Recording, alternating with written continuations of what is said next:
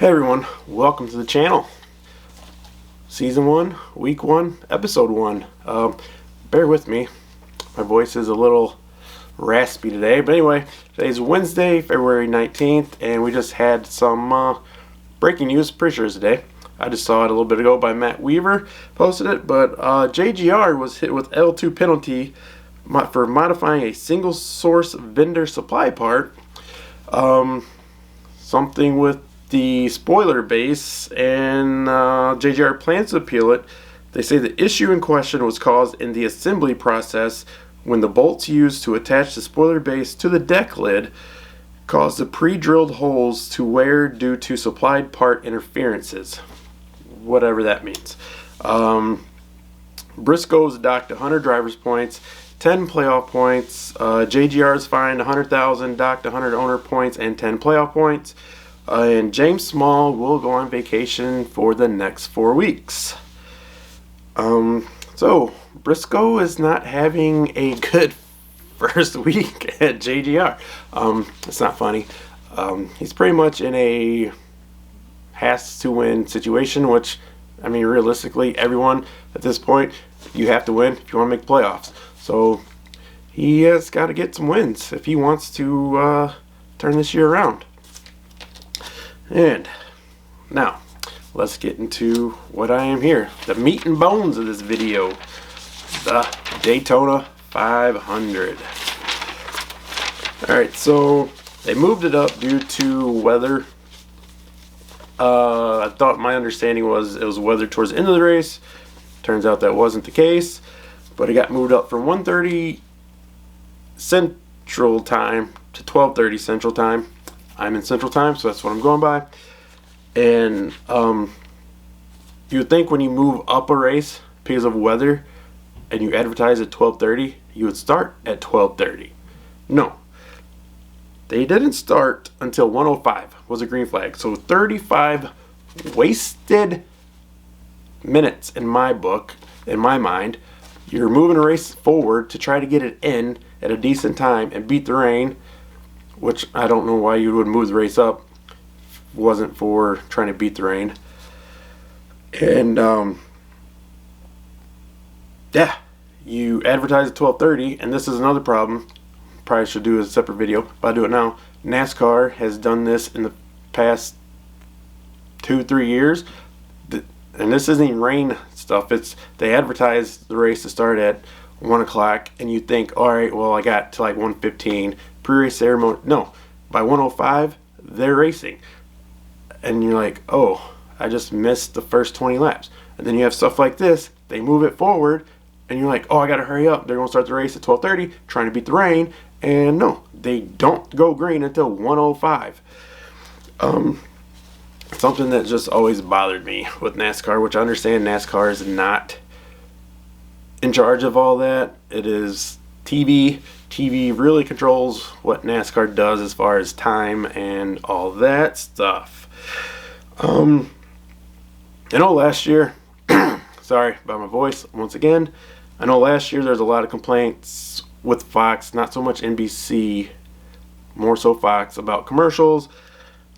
I wrote them down as they came up, but it's pretty much every 10 laps, side-by-side commercials that averaged 3 laps, which it's fine because I don't think there was one single full-screen commercial during green flag.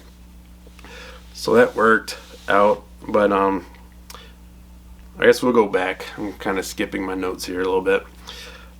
So we went green at 1:05. We had caution at lap 10, which is 1:12. So 7 minutes later, it started raining. And we went red flag at 1:17.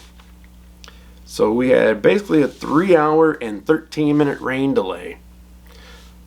When we could at least got, I didn't time this, I screwed up on this, but probably could have got one stage in, which the race as a whole, it was what, 8:30, so I didn't write that down, I don't think. It's 8:30 Central, so 9:30 Eastern. It's not terribly late, I don't think. I don't work on Eastern time, so I don't know how late that is. But anyway, it's almost why even bother starting the race? Like, you know, it was that close. because I can only imagine what it's like for the drivers, but for me to get ready to watch a race, we get going, and then 7 minutes later we're in a red flag because of rain. It's like, why did we even start? I mean, I guess you got the chance. It might not rain. Once again, why didn't we start at 12:30 at the advertised time? Yep, stage in is Logano just dominated the stage. Actually, Penske really as a whole dominated stage one. We go green flag. So stage one is the 22, the 6, the 12, the 47, the 20, the 99, the 48, the 45, 43, and the 24. So we go to start stage two. Logano goes nowhere. Stacks up the field. And Nemechek is in the back of Ross's right rear, turning him up the hill into Elio. Nemechek, Busch, Ross, Elio, Briscoe, Herbst, Allgaier, Ware, Truex, and Johnson and Logano. Well, obviously Logano started it. We're all involved in that. So Logano goes a lap down. He goes to the pits. They change the ECU, or ECM, whatever it's called. They go back. First he thought he had a motor blown up, and that's when they change it. They go back green. A debris caution. Logano gets back on the lead lap. Goes in the pits, changes the throttle body as they take the airbox off. If you remember, probably 15-ish. It was towards the end of stage one. He had a bag, or plastic, I'm assuming it's a bag, on the front of his grill. I don't know if they didn't. The crew probably thought it fell off when he was in the pits at the end of stage one. Well, he got sucked up to the airbox, and they changed the throttle body. That's when they found it, because they didn't know what the problem was. So changed the throttle body, kept him on the lead lap. Bubba was having alternator issues possibly after the rain. With 20 to go in the second stage, Logano was already back up to 14th. So Logano had a hot rod. So they finished stage, the 12, the 2, the 9, the 48, the 34, the 17, the 43, the 22, 8, and the 23. So Logano gets 3 stage points, which ain't bad for going a lap down, changing your ECU, ECM, and you still get stage points. That's pretty awesome. Like I said, he had a hot rod. And then he had to start stage 3 at the tail of the field because they came in early to change the airbox to make sure everything was good to go. Which, why not? Like, when you got a hot rod like him. And for the most part, I mean, the first 2 stages really were uneventful. Alright, so after the first 2 stages, we got our stage points. Blaney 18, Logano 13, Bowman 11, Cindric 9. You also got to remember, Cindric has 10 points from the duels added to that, which we get into later probably. Keselowski 9, Elliott 8, Stenhouse 7, Gillen 6, Seabell 6, and Eric Jones 6 for your most stage points drivers. Alright, so stage 3, like I said, Logano starts tail end of the field. We got 38 to go. Well, Joey and Stenhouse are just not working together. They're killing the middle lane and the top lane. It's like, just pick a lane and stay in it. They keep going middle high, blocking each other, blocking everyone else, and just really killing that run. I mean, pretty sure the bottom lane was 1 through 10 at one point, ahead of the middle and top lane, because they were not working together and just kept killing both lanes' momentum. And so we got the caution, 38 to go. 15 to go. This is where it gets a little, depends on who you are, whose fault it was. Stenhouse blocks Logano, and then he goes up the hill, right? He blocks him, realizes he probably should go up, or I don't know, maybe just, I don't know what but he went up. Logano, obviously, he's going to keep going. He can't just stop. Well, Stenhouse keeps coming back down. And at this point, if you watch the replay, or if you watch the race, you can see the flames coming out of the pipes of Logano. He was trying to back out, but he had Gragson pushing him, and the rest of the field, then it starts to stack up, so Gragson's getting pushed, so on and so forth, and Stenhouse keeps trying to come back to the middle lane. I know the comments on social media the past few days have been hilarious, but if you were to watch that with plain cars, no name, no number, they're all the same color cars, I'm pretty sure for the most part, 95% of us can agree that was Stenhouse's fault. Yes, you can say, well, Joey should have never went in there. He had a hot rod. He easily did not need to force the issue with 15 to go. And I will agree. But he went there.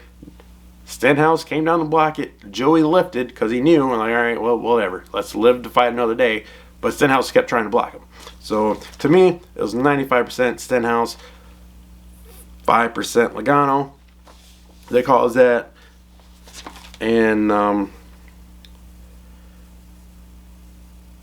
so Blaney got caught up in that. Busch, Gragson, Keselowski again. I think Keselowski was involved in every wreck. Luckily, this time, he's not Bulldozer Brad, because he didn't start any of them. He just got collected. Usually it's him who starts them. That's why he's called Brad the Bulldozer Keselowski. Logano, Gillen, Cole Custer, Stenhouse, and McDowell. And then with 5 to go, Seabell gets turned off of Cole Custer pushing. I don't think Seabell had a car that could really be pushed. But he gets into the wall, comes back, and that is when Priest hits him and takes flight. And at first, it's like, all right, well, it's going to come down because he's just like wheeling, nothing major. I think I'm no expert or anything, but to me, when he came up, he hit Jones, which creates, to me, in my mind, like I said, I'm no expert, it created more air to come underneath him, which got him sideways, and then that's what made him go over. I think if he got off of Jones, or Jones wasn't there, I think he would have just came up and he would have hit really hard and not rolled. But he ended up getting sideways, rolling. Luckily, when he backed into the fence, which we know how dangerous that can be, I know they have fixed this car to make it a little bit safer. But, I mean, Kurt Busch, pretty much he got retired by backing into the fence. Bowman, if I recall, missed 1 week because he backed into the fence in qualifying. Both of them were qualifying. Or maybe Bowman's was practice. I don't really remember. That was 2 years ago. So please forgive me for not remembering the exact dates. But, yes, they paved the grass after last year. Or was it 2 years? Yeah, it was last year. When Priest flipped going down there. And that one was a bad one. Everyone's yelling to get rid of the underbody on these cars. They're so too dangerous. Cars have been flipping since NASCAR has started. I mean, do we want to see that? No. The only way to prevent them from flipping is it has nothing to do with the underbody. Once again, I'm not an expert. This is my own opinion. But you don't have to slow the cars down. And then everyone's going to be complaining because they're going too slow. So something needs to be fixed about it, but it was just an awkward... The roof flaps could not work. Who say, well, he shouldn't have ever been in that situation. Well, he hit Seabell's wheel, which is what launched him up. If he would have hit Seabell in the door, he probably wouldn't have launched, and possibly this conversation could be a lot worse for Seabell. So luckily, everyone walked away. No one wants to see flips. Well, at least legit race fans don't want to see flips. Really don't want to see wrecks. We want to see good, hard racing, strategy racing, so forth, so on. Anyway, so that happened. That collected. Larson was in that. Suarez, Jones, Keselowski, Bubba, Allgaier again, Elliott, which I think that was Elliott's second. Busch, Oh wait, never mind. Wrong note. So we come back green. After that, everything's good to go. Actually, it's green, white, checker. So coming to the white, Herbst gets sent to the infield, and that was a pretty good save, I thought, in my book. He kept going because it was like, oh no, they throw the flag here, the race is over. So now this is where it gets a little controversial, I guess. So the field wreck's going into 3, which I think it was behind the top 4 cars, which is almost the same thing as the duels, but we'll get in that in a minute. So the field wrecks, Byron, Reddick, Jimmy, Briscoe, Nemechek, Bowman. Why did it take me so long to figure out who the 48 was? Blaney, Blippy, aka Cindric, and Allgaier and Buescher rounded out the top 10. So, yeah, that rounded up the 500, and I'm sorry that was terrible. I will get better as we do these. So let's go back. So they're going into 3. That's actually the middle of the backstretch, if I recall. Middle to the last quarter of the backstretch. They're wrecking. And it's like, all right, they're going, here we go, throw the flag. No. Which there really wasn't a race at that point in time to the flag anyway. So they let them race to the line. And there's not even a race to be had at this point. But they let them race to the line. It's like, all right, cool. Well, we all know NASCAR. NASCAR is inconsistently consistent. Inconsistently consistent. No, they're consistently inconsistent is what they are. All right, so they let them race back. It's cool. All right, now let's go back a few days to the duels. They're wrecking behind Eric Jones and Cindric.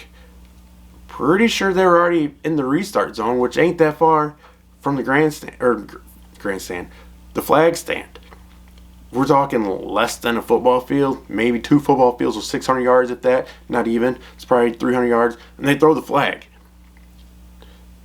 It throws the yellow, which screws Eric Jones out of 10 points at this point. And then same thing happened. I didn't watch it. I read about it. The Xfinity race. Same thing. Except I think they were further back. I think they're coming out of 4. And they throw the flag. They don't let them race back because of safety. Well, how do you... 2 races before that, you throw a yellow because of safety and they can't race to the line, but then you let them race from turns 3 all the way back to the finish. It is, I mean, it is what it is. Maybe they finally, after the duels and after Xfinity, they decided, hey, we'll just let them race back to the line. Who cares? Busch was interviewed after that, and he said, looks like the fastest car got in a hurry to get to the wreck. I kind of agree with that. As I said earlier, Logano had the fastest car by far. All of Penske did, really, but Logano was in a field of his own. I feel like he should have been a little bit more patient, and he probably would have got the win, but it is what it is. And then also, Busch, and I quote, you got to know how wide your race car is to be able to find a hole that it'll fit in.